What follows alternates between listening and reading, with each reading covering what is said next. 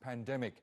It includes more than $300 million in cash handouts for the most vulnerable households and a rise in pensions. There's plenty of relief on the cards for companies as well. And tax and social security payments have also been deferred for the retail, steel, automotive and other sectors. Alican Ayanla has the details. It's one of the most visited cities in the world, but the coronavirus pandemic has left Istanbul's streets eerily empty. The capital, on the other hand, is full of people. Top bureaucrats, scientists, policy and lawmakers have convened for a meeting of the Coronavirus Coordination Committee, headed by President Recep Tayyip Erdoğan.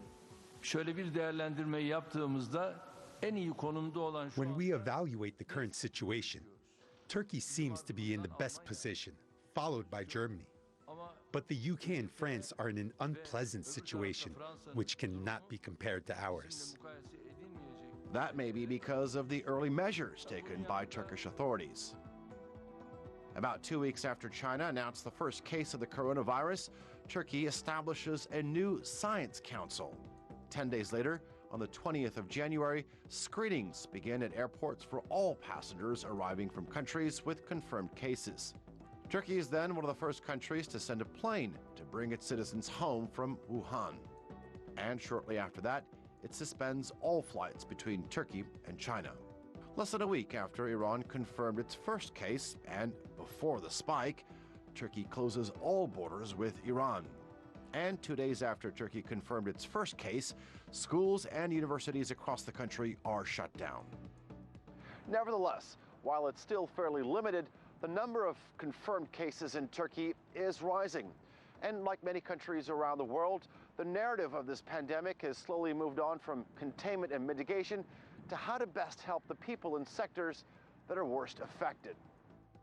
One of the first economic measures taken was Turkey's central bank cutting its benchmark interest rate by 100 basis points to 9.75%.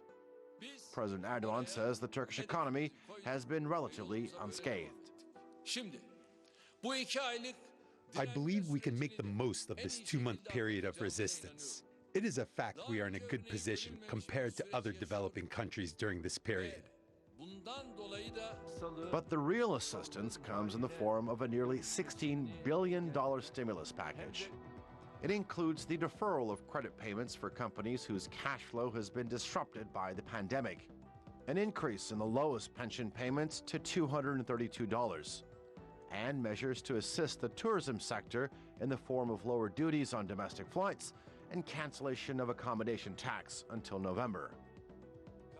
The hope is that when the calls for social distancing are over, Turkey will emerge as a country closer, more united and stronger. Alican Ayanla, TRT World, Istanbul.